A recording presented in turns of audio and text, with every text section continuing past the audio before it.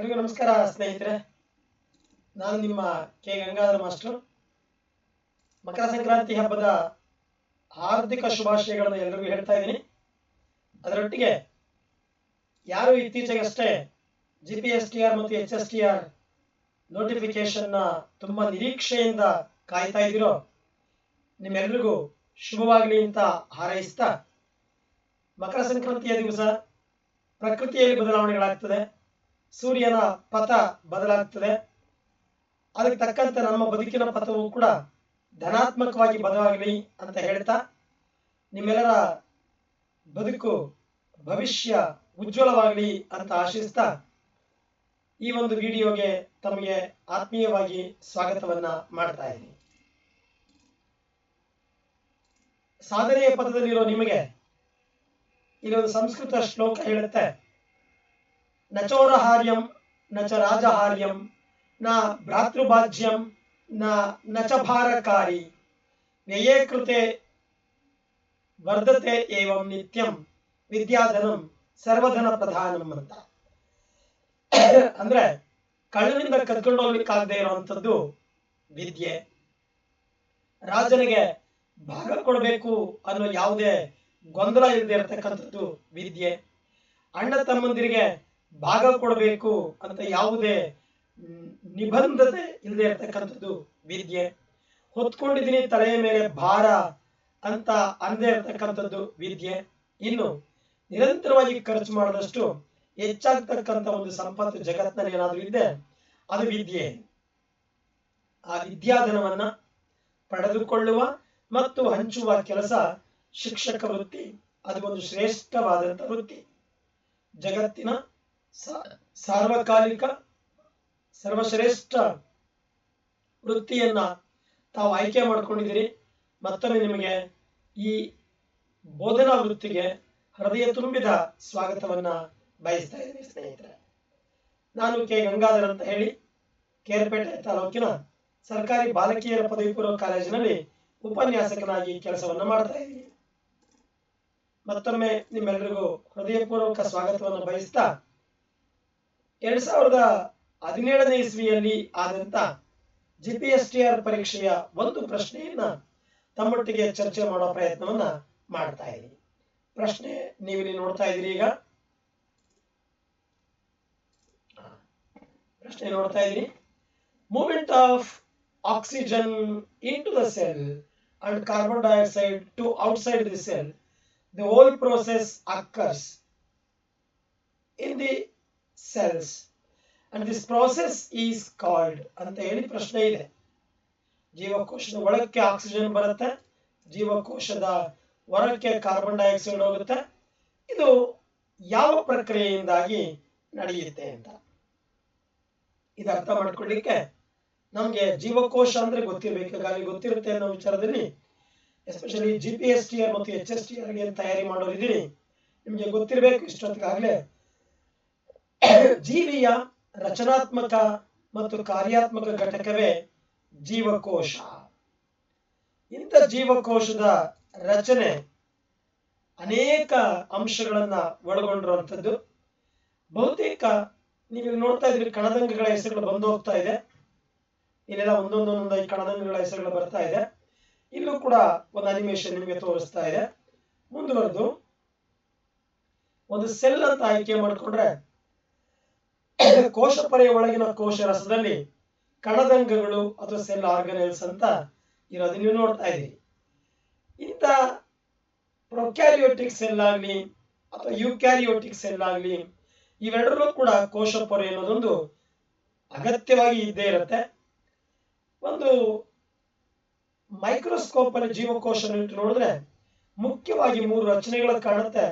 ಒಂದು ಕೋಶ ಪೊರೆ ಅಥವಾ ಸೆಲ್ ಮೆಂಬ್ರೇನ್, ಮತ್ತೊಂದು ಕೋಶ ದ್ರವ್ಯ ಅಥವಾ ಸೈಟೋಪ್ಲಾಸಂ, ಮತ್ತೊಂದು ನ್ಯೂಕ್ಲಿಯಸ್ ಅಥವಾ ಕೋಶ ಕೇಂದ್ರ. ನಾವು ಕೋಶ ಪೊರೆಯನ್ನು ಕುರಿತು ಓದಬೇಕು. ನಮ್ಮ ಪರೀಕ್ಷೆಗೆ ಈ ಕೇಳಿರುವಂತಹ ಪ್ರಶ್ನೆ ಅದನ್ನು ಆಧಾರವಾಗಿ ಇಟ್ಕೊಂಡಿದೆ. ಕೋಶ ಪೊರೆಯನ್ನ ಪ್ಲಾಸ್ಮಾ ಪೊರೆ, semi permeable membrane, selectively permeable membrane ಅಥವಾ ಅರೆಪಾರಕ ಪೊರೆ ಅಥವಾ ವ್ಯತ್ಯಸ್ತ ಪಾರಕ ಪೊರೆ ಹೀಗೆ ಗುರುತಿಸ್ತೀವಿ. ಇದು ಇಡೀ ಜೀವಕೋಶವನ್ನು ಆವರಿಸಿರುವ ಅತ್ಯಂತ ಹೊರಗಿನ ಒಂದು ಪೊರೆ. ಕೋಶಕ್ಕೆ ಬೇಕಾದ ಆಕಾರ ಮತ್ತು ಕೋಶಕ್ಕೆ ಬೇಕಾದ ರಕ್ಷಣೆಯನ್ನು ಕೊಡೋದು ಇದರ ಕಾರ್ಯ.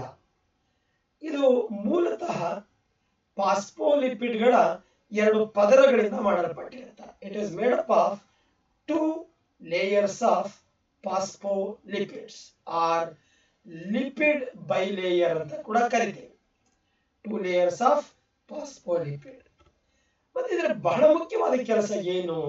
What enters to the cell and what exit from the cell. ಕೋಶದ ಒಳಕ್ಕೆ ಏನು ಬರುತ್ತೆ, ಕೋಶದಿಂದ ಆಚೆಗೆ ಏನು ಹೋಗುತ್ತೆ ಅನ್ನೋದನ್ನ ನಿಯಂತ್ರಣ ಮಾಡೋದು ಕೋಶ ಪೊರೆಯ ಮುಖ್ಯವಾದ ಕೆಲಸ. ಈ ಮೂಲಕ ಕೋಶದ ಆಂತರಿಕ ಸಮಸ್ಥಿತಿಯನ್ನ ಮೇಂಟೈನ್ ಮಾಡಿಕೊಡ್ತದೆ ಸೆಲ್ ಮೆಂಬ್ರೇನ್. ಗಮನದಲ್ಲಿರಲಿ ಸ್ನೇಹಿತರೆ, HSTR ಮತ್ತು GPSTR ನವರಿಗೆ ಇದು ಅಗತ್ಯವಾಗಿ ಕೇಳಬಹುದಾದಂತ ಮತ್ತೊಂದು ಪ್ರಶ್ನೆ.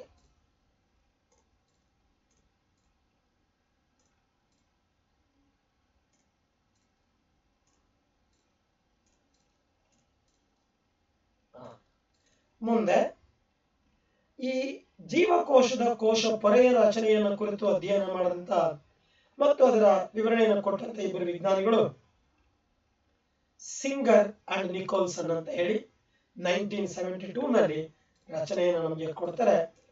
ಈ ರಚನೆಯವರ ಹೆಸರು ಕೊಡೋದು ದ್ರವಚಿತ್ತಾರ ಮಾದರಿ ಅಥವಾ ಫ್ಲೂಯಿಡ್ ಮೊಸಾಯಿಕ್ ಮಾಡೆಲ್ ಅಂತ. Fluid mosaic model of cell membrane was explained by Singer and Nicholson in the year 1972. ಕೆಂಪು ರಕ್ತ ಕಣಗಳ ಕೋಶ ಪೊರೆಯನ್ನು ಅಧ್ಯಯನ ಮಾಡುವಾಗ ನೀವು ನೋಡ್ತಾ ಇದ್ದೀರಿ ನೋಡಿ, ಮೊಸಾಯಿಕ್ ಟೈಲ್ಸ್ ಅಂತ ನಾವೇನು ಕರಿತೀವಿ ಹಾಗೆ ಹರಡಿಕೊಂಡಿರ್ತಕ್ಕಂಥ ರಚನೆಗಳು ಕಂಡು ಬರುತ್ತೆ. ಸೊ ಈ ರಚನೆಯನ್ನ ಓದುವ ಮೂಲಕ ಕೋಶ ಪೊರೆಯ ಅಧ್ಯಯನ ಮತ್ತಷ್ಟು ಸರಳ ಆಗ್ತದೆ ವಿಜ್ಞಾನಿಗಳಿಗೆ. ಗಮನದಲ್ಲಿರಲಿ ಸ್ನೇಹಿತರೆ, ಯಾವ ಕೋಶಗಳ ಅಧ್ಯಯನದ ಮೂಲಕ ಕೋಶ ಪೊರೆಯನ್ನು ಸ್ಟಡಿ ಮಾಡಲಿಕ್ಕೆ ಸಾಧ್ಯ ಆಯಿತು ಅಂದ್ರೆ ಉತ್ತರ ಕೆಂಪು ರಕ್ತ ಕಣಗಳ ಅಧ್ಯಯನದ ಮೂಲಕ ಕೋಶ ಪೊರೆಯನ್ನು ಓದಲಿಕ್ಕೆ ಮತ್ತಷ್ಟು ಸರಳ ಆಯಿತು. ಇಂತಹ ಕೋಶ ಪೊರೆ ಹೇಗೆ ರಚನೆಯನ್ನು ಹೊಂದಿರುತ್ತೆ, ಕಂಪೋಸಿಷನ್ ಏನಿದ್ರದು ಬೇಕು ಪರೀಕ್ಷೆಗೆ. It's about 40 to 50% of protein. 40 ರಿಂದ 50 ಭಾಗ ಪ್ರೋಟೀನ್ಗಳಿಂದ ಮಾಡಲ್ಪಟ್ಟಿರುತ್ತೆ. ಒಂದು 50 ರಿಂದ 60 ಭಾಗದಷ್ಟು ಲಿಪಿಡ್ಗಳಿಂದ ಮಾಡಲ್ಪಟ್ಟಿರುತ್ತೆ. ಅಂದ್ರೆ ಪ್ರೋಟೀನು ಮತ್ತೆ ಲಿಪಿಡ್ ಎರಡೂ ಇದೆ ಅಂತ. ಆ ಲಿಪಿಡ್ಗಳಲ್ಲಿ 3 ಮುಖ್ಯವಾದಂತ ಲಿಪಿಡ್ಗಳಿದೆ, ಬಹಳ ಮುಖ್ಯ. GPSTR HSTR ಗೆ ಇಂಪಾರ್ಟೆಂಟ್ ಇದು. ಫಾಸ್ಫೋಲಿಪಿಡ್ಸ್, ಗ್ಲೈಕೋಲಿಪಿಡ್ಸ್ ಅಂಡ್ ಸ್ಟೆರಾಯ್ಡ್ಸ್ ಬಹಳ ಮುಖ್ಯ. 3 ರೀತಿಯ ಲಿಪಿಡ್ಗಳು ಕೋಶ ಪೊರೆಯಲ್ಲಿದೆ. ಫಾಸ್ಫೋಲಿಪಿಡ್, ಗ್ಲೈಕೋಲಿಪಿಡ್ ಅಂಡ್ ಸ್ಟೆರಾಯ್ಡ್ಸ್ ಅಂತ ಬಹಳ ಮುಖ್ಯ ಸ್ನೇಹಿತರೆ. ಎಕ್ಸಾಮ್ಗೆ ಅದು ಇಂಪಾರ್ಟೆಂಟ್ ಇರುವಂತ ಟಾಪಿಕ್. ಇನ್ನು ಈ ಫಾಸ್ಫೋಲಿಪಿಡ್ಗಳ ಪೈಕಿ ಫಾಸ್ಫೋಗ್ಲಿಸರೈಡ್ಸ್ ಅಂತ ಇದೆ. ಇದು ಅತಿ ಹೆಚ್ಚಿನ ಘಟಕವಾಗಿ ಉಳ್ಕೊಂಡಿರುತ್ತೆ ಪ್ರತಿ ಸೆಲ್ ಮೆಂಬ್ರೇನಲ್ಲೂ ಕೂಡ. ಕೆಂಪು ರಕ್ತ ಕಣಗಳಲ್ಲಿ 30% ಪ್ಲಾಸ್ಮಾ ಪೊರೆ ಲಿಪಿಡ್ಗಳಿಂದಲೇ ಮಾಡಲ್ಪಟ್ಟಿರುತ್ತೆ. ಇನ್ನು ಈ ಪ್ಲಾಸ್ಮಾ ಪೊರೆ ಅಥವಾ ಕೋಶ ಪೊರೆ ಆಂಪಿಫೆಟಿಕ್ ನೇಚರ್ ಅಂತ ಒಂದು ಪದ ಬಳಸ್ತೀವಿ. ಹಾಗಂದ್ರೆ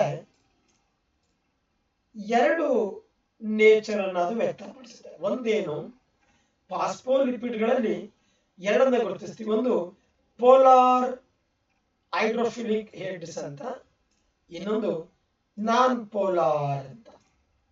ಇವುಗಳ ಹೊಂದಾಣಿಕೆಯನ್ನ ಪರೀಕ್ಷೆಗೆ ಓದ್ಕೋಬೇಕು ನೀವು. ಹೈಡ್ರೋಫಿಲಿಕ್ ನೀರನ್ನ ಕಂಡ್ರೆ ಇಷ್ಟಪಡತಕ್ಕಂಥ ರಚನೆಗಳು ಕೋಶ ಪೊರೆಯ ಹೊರಭಾಗಕ್ಕೆ ಮುಖ ಮಾಡಿದ್ರೆ, ನೀರನ್ನ ಕಂಡ್ರೆ ದ್ವೇಷಿಸ್ತಕ್ಕಂಥ ಬಾಲದ ರಚನೆಗಳು ಕೋಶ ಪೊರೆಯ ಒಳಭಾಗಕ್ಕೆ ಮುಖ ಮಾಡಿರುತ್ತೆ. ಖಂಡಿತ ಇಂಪಾರ್ಟೆಂಟ್ ಸ್ನೇಹಿತರೆ ಇದು GPSTR ಗೆ. ಕೋಶ ಪೊರೆಯಲ್ಲಿ ಹೈಡ್ರೋಫಿಲಿಕ್ ಹೆಡ್ಸ್, ಹೈಡ್ರೋಫೋಬಿಕ್ ಟೈಲ್ಸ್ ಯಾವ ಕಡೆಗೆ ರಚನೆಗಳನ್ನ ಮಾಡ್ಕೊಂಡಿರುತ್ತೆ ಅಂತ ಪರೀಕ್ಷೆಗೆ ಮುಖ್ಯ. ಜೊತೆಗೆ ಪ್ರೋಟೀನ್ಗಳಿರುತ್ತೆ. ಇಲ್ಲಿ ನೋಡ್ತಾ ಇದ್ರಿ ನೀವು ಹೈಡ್ರೋಫೋಬಿಕ್ ಮತ್ತು ಹೈಡ್ರೋಫಿಲಿಕ್ ಎರಡೂ ನೋಡ್ತಾ ಇದ್ದೀವಿ. ಹೈಡ್ರೋಫಿಲಿಕ್ ಹೊರಭಾಗಕ್ಕೆ ಮುಖವನ್ನ ಮಾಡಿದ್ರೆ, ಹೈಡ್ರೋಫೋಬಿಕ್ ಒಳಭಾಗಕ್ಕೆ ಮುಖವನ್ನು ಮಾಡಿದೆ. In addition to these proteins ಇದೆ ಅಂತ ಮಾತಾಡಿದೆ ನಾನೀಗ.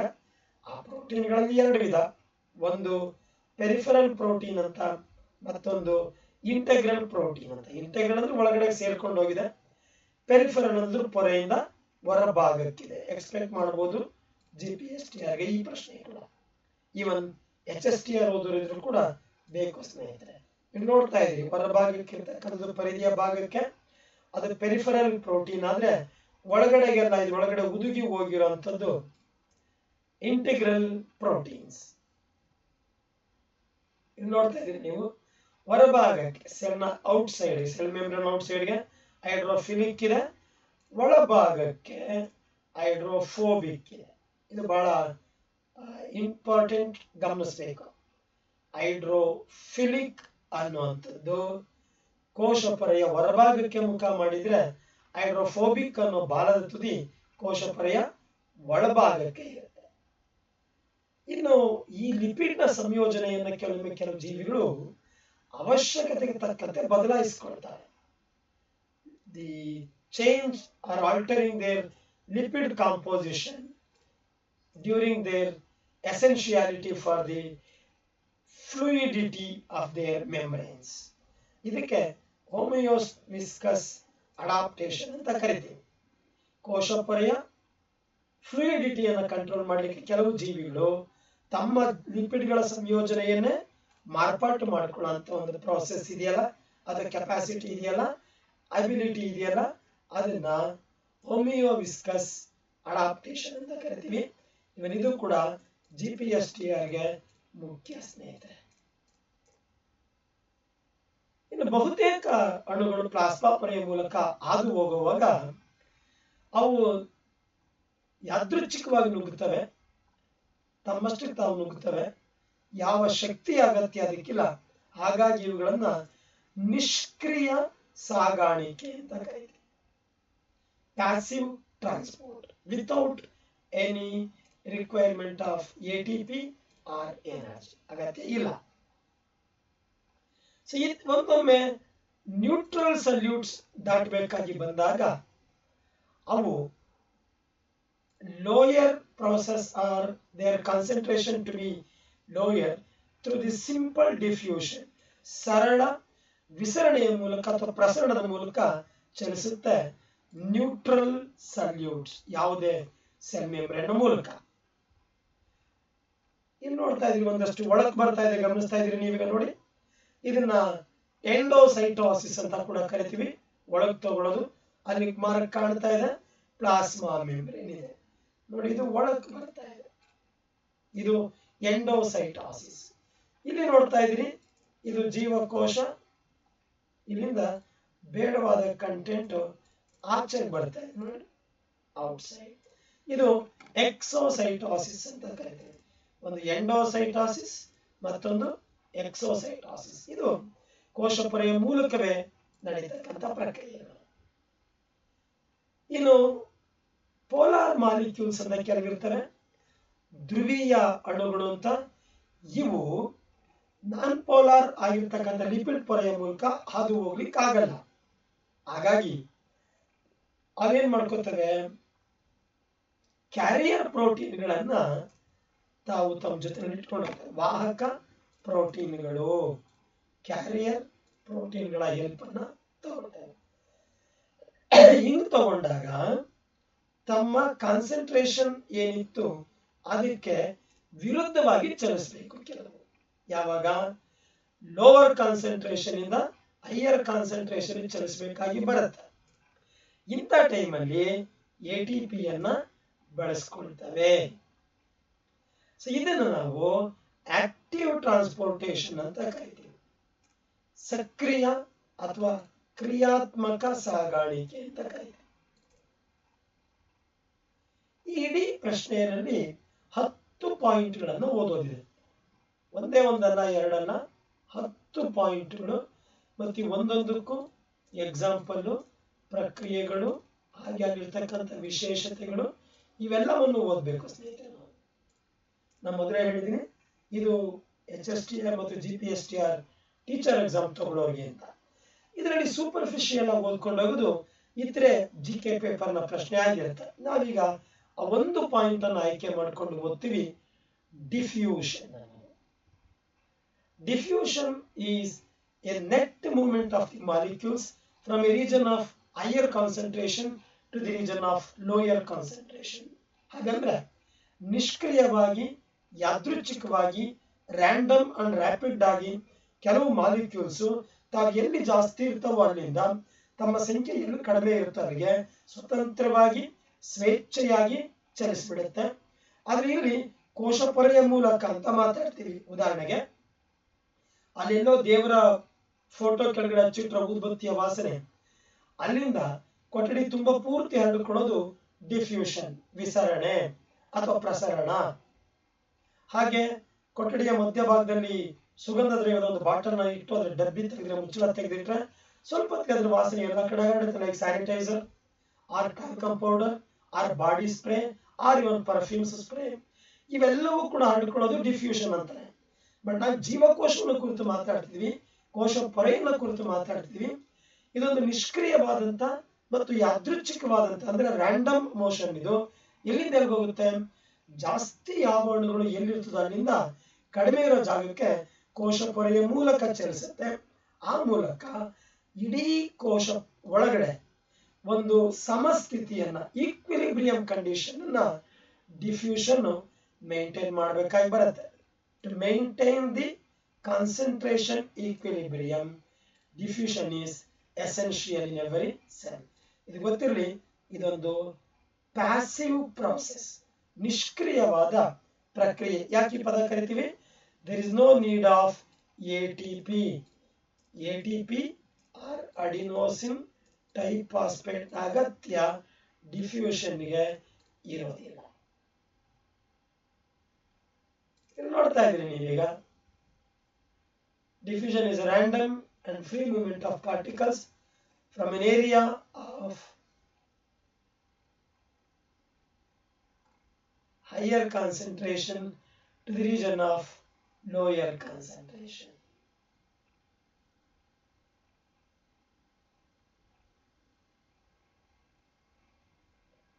ನೋಡಿ ಮುಂದುವರೆದು ಇಲ್ಲೆಲ್ಲ ಎಕ್ಸಾಂಪಲ್ಗಳು ನೋಡ್ತಾ ಇದ್ದೀನಿ. ನೀವಿರುವಂತದಕ್ಕೆ ಒಂಚೂರು ಲಿಂಕ್ ಹಾಕಿದೀವಿ, ನಿಧಾನವಾಗಿ ಸ್ಪ್ರೆಡ್ ಆಗ್ತಾ ಇದೆ. ಇನ್ನು ಈ ಕಡೆ ಚಿತ್ರದಲ್ಲಿ ನೀವು ನೋಡ್ತಾ ಇದ್ದೀರಿ, ಈಗ ಒಂದು ಪಾಯಿಂಟ್ ಅಲ್ಲಿ ಹೆಚ್ಚಿಗೆ ಇತ್ತು, ಕ್ರಮೇಣ ಎಲ್ಲಾ ಕಡೆಗೆ ಅದು ಚದುರಿದೆ. ಅಂದ್ರೆ ಅಧಿಕ ಜಾಗ ಇರ್ತಕ್ಕಂಥ ಜಾಗದಿಂದ, ಅಧಿಕ ಸಂಖ್ಯೆ ಇರ್ತಕ್ಕಂಥ ಜಾಗದಿಂದ ಕಡಿಮೆ ಇರ್ತಕ್ಕಂಥದ್ದು ನೋಡಿ ಎಲ್ಲಾ ದಿಕ್ಕಿಗೂ ಹೋಗ್ತಾ ಇದೆ. ಗಮನಿಸ್ಬೇಕು, random and rapid and free movement ಅಂತ ಮಾತಾಡ್ತೀವಿ. ಎಲ್ಲಾ ದಿಕ್ಕಿಗೂ ಚಲಿಸ್ತಾ ಇದೆ. ಇದು ಡಿಫ್ಯೂಷನ್ ಎಕ್ಸಾಂಪಲ್. ಅಂದ್ರೆ ತಾವಿರ್ತಕ್ಕಂಥ ಪ್ರಬಲ ಸಾರತೆ, ಮುಂದೆ ಮಾತಾಡ್ತೀವಿ ಈ ಪದ, ಅಧಿಕ ಸಂಖ್ಯೆ ಎಲ್ಲಿರ್ತದೋ ಅಲ್ಲಿಂದ ಅಲ್ಪ ಸಂಖ್ಯೆ ಎಲ್ಲಿರುತ್ತೋ ಅಲ್ಲಿಗೆ ಸ್ವತಂತ್ರವಾಗಿ ಚಲಿಸೋದು ಪ್ರಸರಣ ಅಥವಾ ವಿಸರಣೆ ಅಥವಾ ಡಿಫ್ಯೂಷನ್. ನೀವು ನೋಡ್ತಾ ಇದ್ದೀರಿ ಈ ಚಿತ್ರದಲ್ಲಿ, ಇಲ್ಲಿ ಕಡಿಮೆ ಇದೆ, ಈ ಭಾಗದಲ್ಲಿ ಕಡಿಮೆ ಇದೆ, ಇಲ್ಲಿ ಜಾಸ್ತಿ ಇದೆ. ಹಾಗಾಗಿ ಜಾಸ್ತಿ ಇರೋ ಕಡೆಯಿಂದ ಕಡಿಮೆ ಇರೋ ಕಡೆಗೆ ಚಲಿಸಿದೆ. ಇದು ಡಿಫ್ಯೂಷನ್. ಕೊಟ್ಟಿರೋ ಪ್ರಶ್ನೆ ಬರ್ತಾ ಇದೀವಿ. ಕಾರ್ಬನ್ ಡೈಆಕ್ಸೈಡ್ ಅಥವಾ ಆಕ್ಸಿಜನ್ ಅಂತ ವಸ್ತುಗಳು ಕೋಶ ಪೊರೆಯ ಮೂಲಕ ಹರಿತಕ್ಕಂಥ ಪ್ರಕ್ರಿಯೆ ಕೂಡ ಡಿಫ್ಯೂಷನ್ಗೆ ಎಕ್ಸಾಂಪಲ್. ಅಂದ್ರೆ ವಸ್ತುಗಳು ಹೈಯರ್ ಕಾನ್ಸಂಟ್ರೇಷನ್ ಇರ್ತಕ್ಕಂಥ ಜಾಗದಿಂದ ಲೋವರ್ ಕಾನ್ಸಂಟ್ರೇಷನ್ ಜಾಗಕ್ಕೆ ಸಹಜವಾಗಿ ಚಲಿಸುತ್ತೆ. ಕಾರ್ಬನ್ ಡೈಆಕ್ಸೈಡ್ ದೇಹದ ಎಲ್ಲ ಭಾಗಗಳಿಂದ ಸಾಗಿಸಿಕೊಂಡು ಬಂದು ಲಂಗ್ಸ್ ಒಳಗಡೆ ಸೇರಿಕೊಳ್ತದೆ.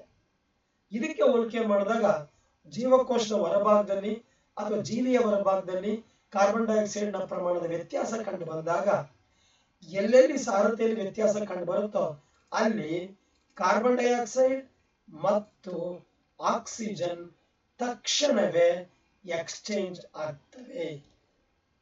ಹಾಗಾಗಿ ಅಧಿಕ ಕಾರ್ಬನ್ ಡೈಆಕ್ಸೈಡ್ ಜಾಸ್ತಿ ಇರೋ ಜಾಗದಿಂದ ಕಡಿಮೆ ಇರೋ ಜಾಗಕ್ಕೆ ಕೋಶ ಪೊರೆಯ ಮೂಲಕ ವಿಸರಣೆ ಪ್ರಕ್ರಿಯೆಗೊಳಪಟ್ಟು ಆಚೆಗೆ ಬಂದ್ಬಿಡುತ್ತೆ.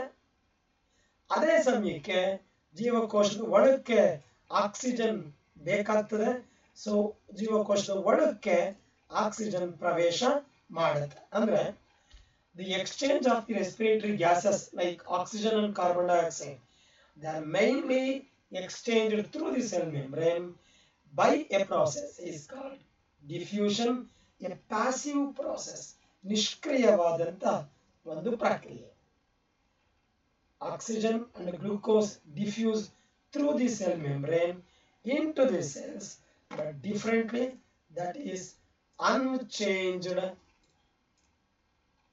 Oxygen uses simple diffusion through the cell membrane. ಅದೇ ತರ ನೋಡಿ, oxygen molecules are small and non-polar that directly pass through the cell lipid membrane. ಹಾಗಾಗಿ ಶ್ವಾಸಕೋಶದಿಂದ ರಕ್ತಕ್ಕೆ, ರಕ್ತದಿಂದ ಬಾಡಿ ಸೆಲ್ಗೆ ಆಕ್ಸಿಜನ್ ಡಿಫ್ಯೂಸ್ ಆಗೋದು ಕೂಡ ಒಂದು best example. It is another example for simple diffusion. Facilitated diffusion ಅಂತ ಒಂದಿದೆ, ಇದನ್ನ ಮುಂದೆ ಮಾತಾಡ್ತೀವಿ. ಈಗ ನೀವು ಎಕ್ಸಾಂಪಲ್ ನೋಡ್ತಾ ಇದ್ದೀವಿ, ಗಮನಿಸಿ ಸ್ನೇಹಿತರೆ, ನೀವು ಗಮನಿಸಬೇಕು. ಅನಿಮೇಷನ್ ಅರ್ಥ ಆಗಲಿ ಅನ್ನೋ ಕಾರಣಕ್ಕೆ ಕೊಟ್ಟಿಲ್ಲ. ಒಳಗಿನ ಕಾನ್ಸಂಟ್ರೇಷನ್ ಗ್ರೇಡಿಯಂಟ್ ವ್ಯತ್ಯಾಸ ಆದಂತೆ ಹೊರಭಾಗಕ್ಕೆ ಹೋಗ್ಬೇಕಾಗುತ್ತೆ ಕಾರ್ಬನ್ ಡೈಆಕ್ಸೈಡ್, ಒಳಭಾಗಕ್ಕೆ ಆಕ್ಸಿಜನ್, ಹೊರಭಾಗಕ್ಕೆ ಕಾರ್ಬನ್ ಡೈಆಕ್ಸೈಡ್. ಇದು ನಿರಂತರವಾಗಿ ನಡ್ಕೊಂಡು ಹೋಗುವಂತ ಒಂದು ಪ್ರಕ್ರಿಯೆ. ಇಲ್ಲಿ ನೋಡ್ತಾ ಇದ್ರಿ ನೀವೀಗ, ಶ್ವಾಸಕೋಶದ ಒಳಕ್ಕೆ ಹೊರಗಿನಿಂದ ಆಕ್ಸಿಜನ್ ಬಂದು ಸೇರ್ಕೊಂಡ್ರೆ ಒಳಗಿನಿಂದ ಕಾರ್ಬನ್ ಡೈಆಕ್ಸೈಡ್ ಬರುತ್ತೆ. ಇವೆರಡರ ಎಕ್ಸ್ಚೇಂಜ್ ಆಗೋ ಮೂಲಕ ಡಿಫ್ಯೂಷನ್ ನಡೆಯುತ್ತೆ. ನೋಡಿ, ಅರ್ಥ ಮಾಡ್ಕೊಳ್ಬಹುದು. ಕೋಶ ಪೊರೆಯಿಂದ ಹೀರಿಕೊಂಡು ಮೈಟೋಕಾಂಡ್ರಿಯಾಕ್ಕೆ ಕೊಟ್ರೆ ಮೈಟೋಕಾಂಡ್ರಿಯಾದಲ್ಲಿ ಆಕ್ಸಿಜನ್ ಬಳಕೆ ಆಗುತ್ತೆ, ಅಲ್ಲಿ ಎನರ್ಜಿ ಬಿಡುಗಡೆ ಆಗುತ್ತೆ. ಬಹಳ ಚೆನ್ನಾಗಿ ಗಮನಿಸ್ತಾ ಇದ್ದೀರಿ. ಎನರ್ಜಿ ಬಿಡುಗಡೆ ಆಗೋದ್ರ ಜೊತೆಗೆ ಅಲ್ಲಿ ಕಾರ್ಬನ್ ಡೈಆಕ್ಸೈಡ್ ಕೂಡ ಆಚೆಗೆ ಬರ್ತಾ ಇದೆ, ಗಮನಿಸ್ಬೇಕು. ಈ ಆಚೆಗೆ ಬಂದ ಕಾರ್ಬನ್ ಡೈಆಕ್ಸೈಡ್ ಮತ್ತೆ ರಕ್ತದೊಳಕ್ಕೆ ಸೇರಿಕೊಳ್ತದೆ. ಈ ರೀತಿ ಎಕ್ಸ್ಚೇಂಜ್ ಆಗ್ತಾನೆ ಇರ್ತದೆ ಆಕ್ಸಿಜನ್ ಮತ್ತು ಕಾರ್ಬನ್ ಡೈಆಕ್ಸೈಡ್. ಚೆನ್ನಾಗಿ ಗಮನಿಸಿದ್ರೆ ಸ್ನೇಹಿತರೆ,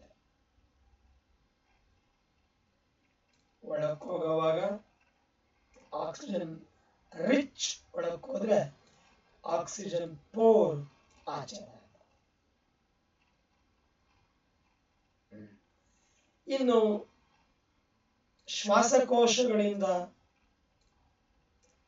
ರಕ್ತ, ಅದು ಕೆಂಪು ರಕ್ತ ಕಣಗಳು ಆಕ್ಸಿಜನ್ ಅನ್ನು ಪಡ್ಕೊಂಡು ಪ್ಯೂರ್ ಫಾರ್ಮ್ ಅಲ್ಲಿ ದೇಹದ ಇತರ ಭಾಗಗಳಿಗೆ ಹೋಗ್ತದೆ. ಇತರ ಭಾಗಗಳಿಂದ ಕಾರ್ಬನ್ ಡೈಆಕ್ಸೈಡ್ ತಗೊಂಡು ಬಂದು ಇಲ್ಲಿ ಒಳಕ್ಕೆ ಬಿಡುತ್ತದೆ, ಆಕ್ಸಿಜನ್ ತಗೊಂಡು ಹೊರಡುತ್ತದೆ. ಒಳಗೆ ತಂದು ಬಿಟ್ಟಿದ್ದು ಕಾರ್ಬನ್ ಡೈಆಕ್ಸೈಡ್, ಆಚೆ ತಗೊಂಡು ಹೋಗ್ತಿರೋದು ಆಕ್ಸಿಜನ್. ಇದು ಚೆನ್ನಾಗಿ ಅರ್ಥ ಆಗ್ತದೆ ನಿಮಗೆ. ಇನ್ನೂ ಚೆನ್ನಾಗಿರೋ ಎಕ್ಸಾಂಪಲ್ ಇದೆ, ಇಲ್ಲಿ ಬಹಳ ಸ್ಪಷ್ಟವಾಗಿ ಅರ್ಥ ಆಗುತ್ತೆ ಸ್ನೇಹಿತರೆ. ನೋಡ್ತಾ ಇದ್ದೀನಿ ನೋಡಿ, ಲಂಗ್ಸ್ ಇಂದ ಆಕ್ಸಿಜನ್ ಹೊರಗೆ ಬಂದು ದೇಹದ ಎಲ್ಲಾ ಭಾಗಗಳಿಗೂ ಹೋಗ್ತಾ ಇದೆ. ಅದೇ ಸಮಯಕ್ಕೆ ಗಮನಿಸ್ತಾ ಇದ್ದೀರಿ, CO2 ಅನ್ನೋದು ಒಳಕ್ಕೆ ಹೋಗ್ತದೆ. ಕಾರ್ಬನ್ ಡೈಆಕ್ಸೈಡ್ ಶ್ವಾಸಕೋಶದ ಒಳಕ್ಕೆ ಬರುತ್ತೆ. It's a very good example through which we can explain the simple diffusion, where a passive process without requirement of any type of energy like ATP. ಇವನಿಲ್ಲೂ ಕೂಡ ನೀವು ನೋಡ್ತಾ ಇದ್ದೀರಿ, ಕಾರ್ಬನ್ ಡೈಆಕ್ಸೈಡ್ ಶ್ವಾಸಕೋಶದ ಒಳಕ್ಕೆ ಬರುತ್ತೆ, ಆಕ್ಸಿಜನ್ ಶ್ವಾಸಕೋಶದಿಂದ ರಕ್ತನಾಳಗಳಲ್ಲಿ ಸೇರ್ಕೊಳ್ಳುತ್ತೆ.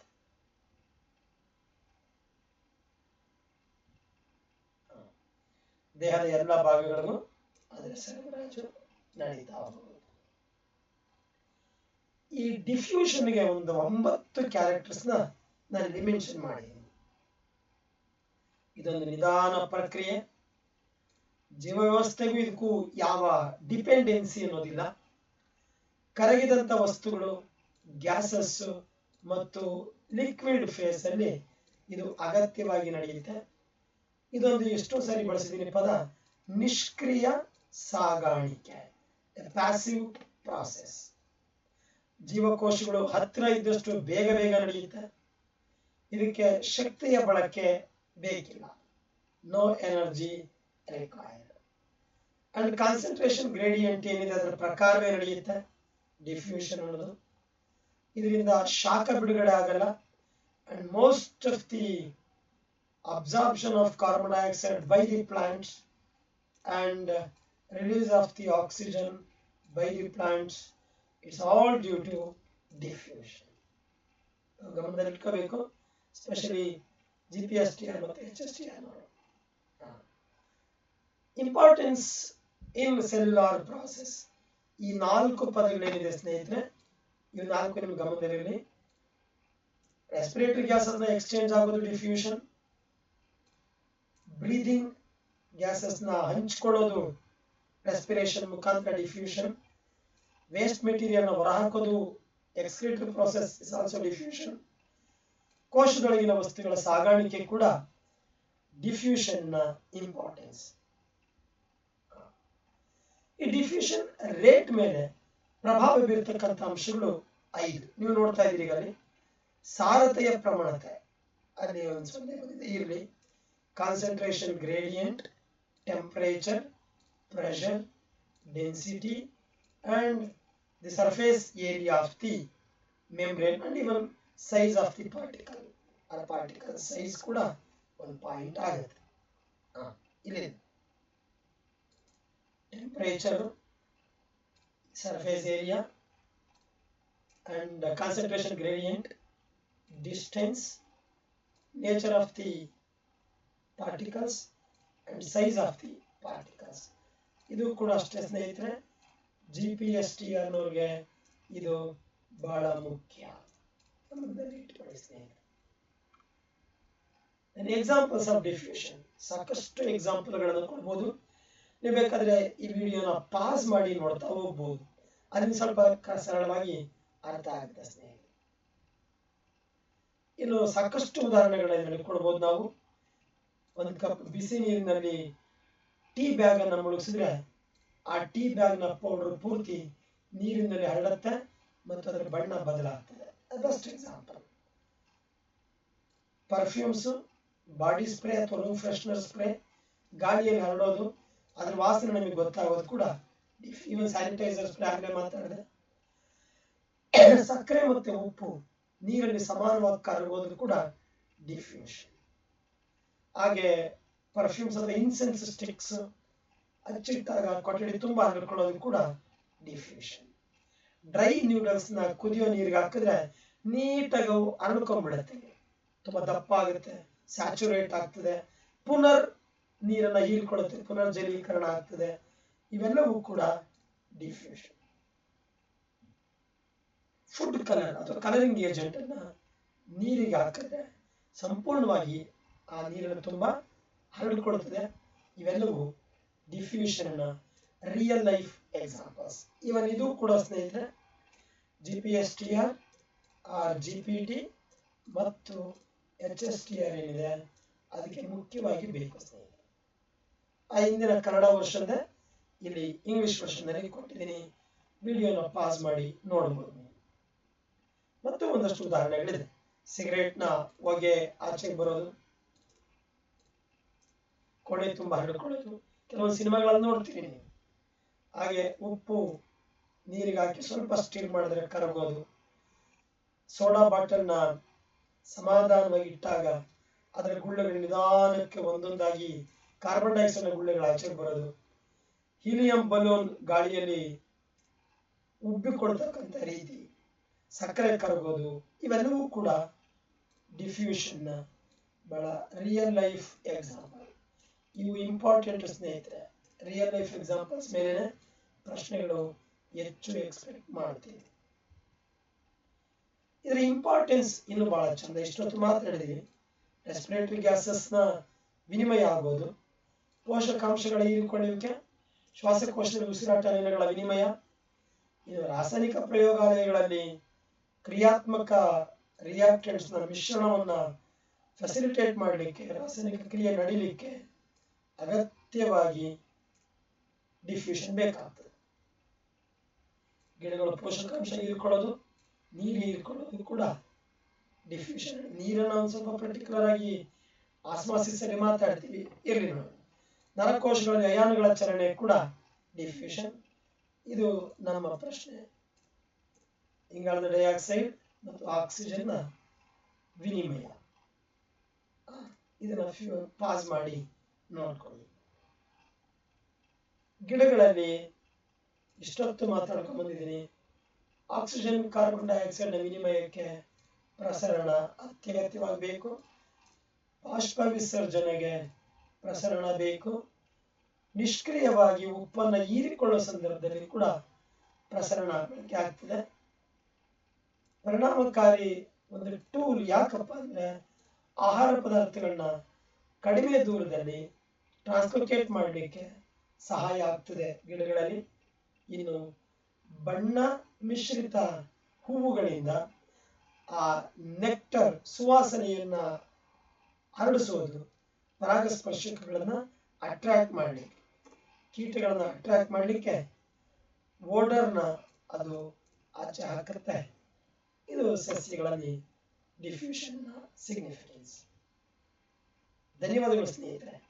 ಇಷ್ಟು ಒಂದು ಪಾಯಿಂಟ್ಗೆ ನೀವು ಮುಗಿಸಿರ್ತೀನಿ. ನಿಮ್ಮೆಲ್ಲರಿಗೂ ಶುಭವಾಗಲಿ. ಮುಂದೆ ಈ ಪ್ರಶ್ನೆಯನ್ನು ಮುಂದುವರಿಸ್ತೀನಿ ಸ್ನೇಹಿತರೆ. ನಾಳಿನ ವಿಡಿಯೋದಲ್ಲಿ ಇದರ ಮುಂದಿನ ಭಾಗವನ್ನು ನಾವು ಚರ್ಚೆ ಮಾಡೋಣ.